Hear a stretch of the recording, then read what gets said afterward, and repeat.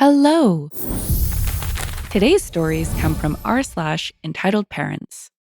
Today is a single extra large story with an equally sized update. A woman realizes her parents were horrible narcissists, abusive, and blocks them from her life until a horrible accident gives them the opportunity to take complete control. So let's dive in with My entitled parents kidnapped me and held me hostage at their home after a major car accident.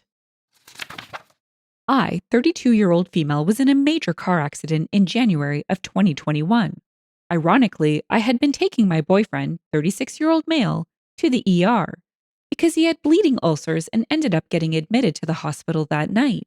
This was when they were still enforcing COVID rules, so I was booted out of the hospital at about 3 a.m. in the morning.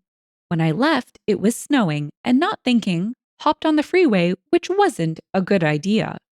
I had been driving a lifted Jeep Cherokee with mud terrain tires, not the best ever for snowstorm driving. Getting off the freeway to go home, my brakes locked up and I went into a light pole head first at about 60 miles per hour. My Jeep did not have airbags. That was dumb. Needless to say, my car was totaled and I had to be extracted from the car by the fire department. This whole time, I had been blacking out and losing consciousness. And I still get random flashes of memory gaps from that night or several months after the accident. I got sent to the nearest trauma center, which was the same hospital I had just left. The nurses felt pretty bad about kicking me out. I ended up with a moderate to severe traumatic brain injury, broken under my left eye, hairline fractures on my skull on the left side, bruising behind my ears, and black eyes. I had also cut open the inside of my mouth, had multiple lacerations all over my face. I broke my driver's side window with my face, broke and bruised some ribs, had hairline fractures in my spine, broke my right wrist, my right knee, and my left foot, which required 2 surgeries, and I still need approximately 3 more. Needless to say, I was not doing great. I had recently gotten divorced the previous year and think that my entitled parents decided that my accident was my boyfriend's fault. I had to stay in the hospital for a total of 12 days, in which case the mild family drama exploded into a severe family inferno. As I got closer to being released, all I had wanted to do was go home to my boyfriend and our kids. He had 2 previously, and I had 1. My entitled mother decided that wasn't what she wanted. On the phone, we sound almost identical. The whole time that I was in the hospital, she had been getting on the phone and impersonating me to my apartment complex management, even going as far as calling the cops to get my boyfriend and his 2 kids removed from my apartment. They were not on my lease yet. My entitled mother also forged my signature on hospital paperwork and made up a story about how my boyfriend was abusive to me and got him banned from seeing me at the hospital. Again, forging my signature and writing a letter stating I didn't want to see him. This whole time, I was still suffering from the effects of my traumatic brain injury and was delirious from the combination of pain medications and brain fog from my head injury. Entitled mother even had the locks changed on my apartment without my consent. When I finally was released from the hospital, I was in a wheelchair because of my broken foot that had just had 2 plates and 10 screws surgically put in to hold it together, and an ankle to hip brace on my other leg from my knee being broken. I requested to go home to my apartment, but again, entitled mother played it that I couldn't go home because I had a 2nd-story apartment and couldn't take care of myself. So I got sent to stay at my parents' house, against my will, an hour away from home, because entitled mother wanted to make sure that I wasn't going to let my boyfriend come back. I spent almost a whole miserable month there. Entitled mother refused to take me home even after I got crutches and was able to bear some weight. Initially, they refused to even go get my crutches from town because they didn't want me to have more mobility.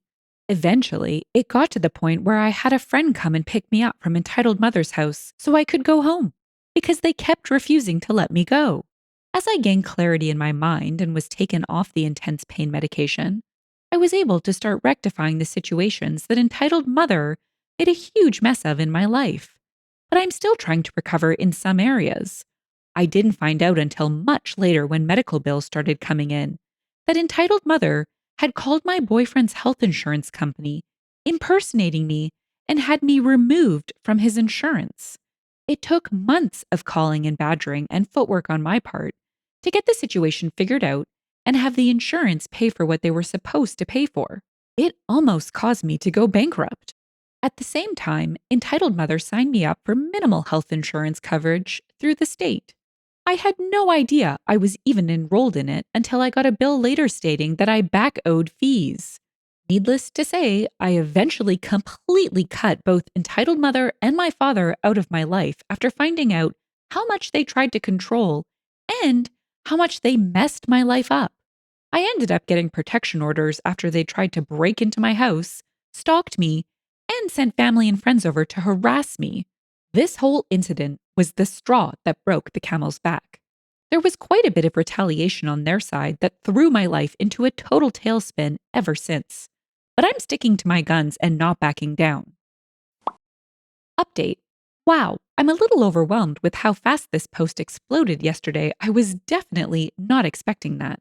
I tried to keep up with as many comments and replies as possible, but I figured this might be an easier way to answer the questions that have been thrown at me. But first off, I definitely understand those who are skeptical about my post. It's a little bizarre, and I'm probably not the best at describing some of the situations. But I seriously appreciate all the great advice that has been given, and I'm looking at some of the other options listed in the comments, as well as what I'm already doing. I think the easiest part for me to clear up is the questions about the insurance and my entitled mother getting me off of the insurance I had with my boyfriend and putting me on the state insurance without my or my boyfriend's consent. As an adult, I can call in and cancel my coverage at any time, with or without the policyholder's knowledge. There doesn't need to be a major life change in order to be taken off of a policy, usually just to get new insurance coverage or add someone to insurance. All my entitled mother needed was the insurance information and access to my information as well as his, which she did. She already had all of my personal information, including my social security number and my insurance information. This is how she signed me up for insurance coverage through the state as well. As some of you speculated, I'm sure it had something to do with the financial control she could exert over me, as well as trying to totally get my boyfriend out of my life.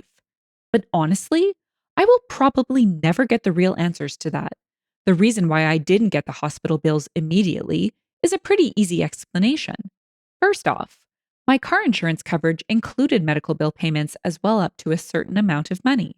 At first, going through the billing process, the hospital, orthopedics, anesthesiologists, etc., and had to send their bills through my car insurance first and then through my health insurance. I'm not 100% sure how all that works exactly, but I do know it was a mess and it took multiple tries to explain to all the doctors what was already paid out, who got what money, and the next insurance to the bill. As well as it took weeks for them and myself to realize that while I was in the hospital, the insurance I went in with got canceled mid-hospital stay. So bills got sent out to the insurance I had to my boyfriend, which was followed by confusion from the hospital, insurance companies, and myself trying to figure out when it got cut off, what was covered, and what exactly happened. This takes time. It doesn't happen overnight.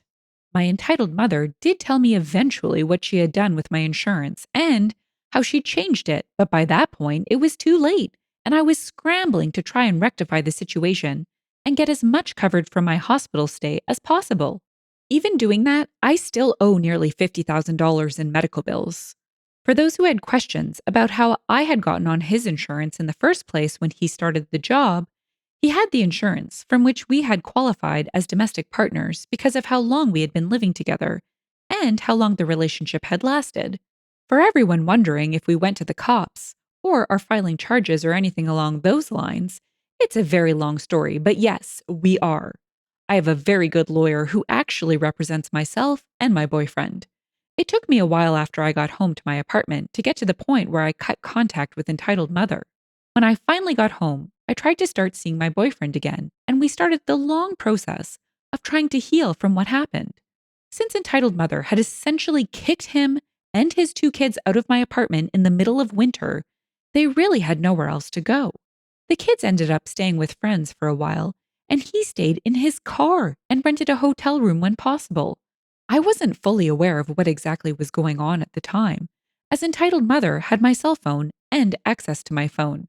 While I was at her home, she watched like a hawk to make sure that I wasn't contacting him. If I did, I got berated, screamed at, and at one point did not have access to my phone.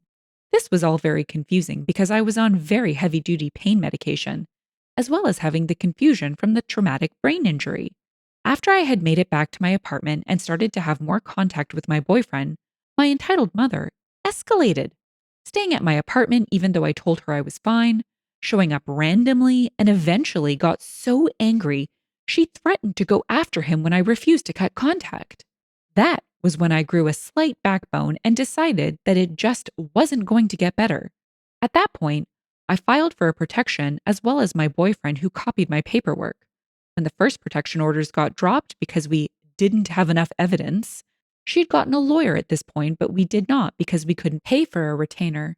And this was before I had gotten smart enough to install cameras and a call recorder on my phone. My entitled mother went to the city's prosecutor's office and told them that she wanted to press charges of perjury against my boyfriend. This is where the friendship with the prosecutor started. And it was very hard for us to get anything to stick because entitled mother was getting in with our local police department and prosecutor. Yes, they ended up going after my boyfriend and not me. Yes, that is selective prosecution. Yes, it is very illegal.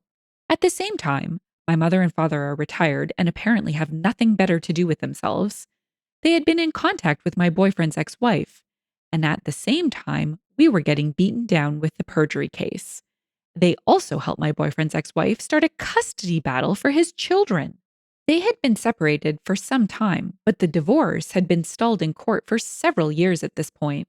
They also filed in small claims court for lawyer and court fees after our first protection order was removed. My ex husband had been allowing my daughter to see both of my parents still, which I did fight. This has probably spurred the grandparents' rights visitation case that they filed during the same time. So we have been fighting one thing at a time and collecting all of the evidence that we can. All of the hospital paperwork, especially those that were forged, had to be requested from the hospital. The phone calls to the insurance company needed to be requested, and we needed our lawyer to get those. It wasn't something they were just going to give us, unfortunately. At this point, we have waded through almost all of the court filings my entitled mother had thrown at us, and we are finishing gathering our evidence so we can counterattack. At the time, our lawyer was telling us to be patient and gather as much as we could, as when we get through the thick of it, we can throw what we have into the system. We needed and want to have enough to nail them to the wall. From here, there will be counter lawsuits both jointly between myself and my boyfriend and separate lawsuits, as well as submitting what we have for the identity theft. It's a very long process, and it takes a lot of time, effort, and money to get things moving. For those of you wondering if me and my boyfriend got back together and how that is going, yes, we did get back together. It didn't take long for me to start realizing what was happening when I wasn't being given the heavy narcotics, and my brain started the healing process from the traumatic brain injury. It did take time for me to wade through everything that happened and try and recall memories. We did get back together, found a new place, and moved back in together with his 2 kids and my daughter. We have had some hard times, and of course, we are both a little damaged from the whole process, but we both have counseling and are doing well. I hope this helps explain and expand on the questions everyone has been asking in the comments. OP stuck around and answered a lot of questions in the comments. Aphrodite said, "This is like a terrifying film plot. Where was your child during all of this?" OP replied, "My kid stayed with my ex-husband for part of it. After I left the hospital, they had me and my daughter at their home except for when my ex-husband had his standard custody time with her. She's very smart, and I ended up having to get her into counseling and eventually filing restraining orders. She's 5 now. She ended up regressing in a big way, wetting the bed and having night terrors because my mother had been telling my daughter all about how she was going to break into our home and finish us, all of us, including our animals, because I wouldn't talk to them." Beast Wolf said, "Please tell me that you and your boyfriend are still going strong after this." OP replied, "We are. It took us a while to sort through which actions were mine and which were my entitled mother, since I couldn't recall almost anything that had happened. We found a different place to live and moved back in together and are expecting a baby in February." Zoe said, "Is it possible that your parents have a delayed version of Munchausen? We don't call it this anymore, but I can't think of a proper term right now. Where they like the fact that you're sick in a state of temporary helplessness because it gives them a bunch of attention?" OP replied, "I mean, possibly. I had gotten into an argument with my mother a little before all this happened because I was so angry that they like to pretend to be there for me, but never really were. They didn't really help me when my kid was born. They didn't help me through my divorce, but when my brother had a mental breakdown or ever needed anything, they were there. This might have triggered it too."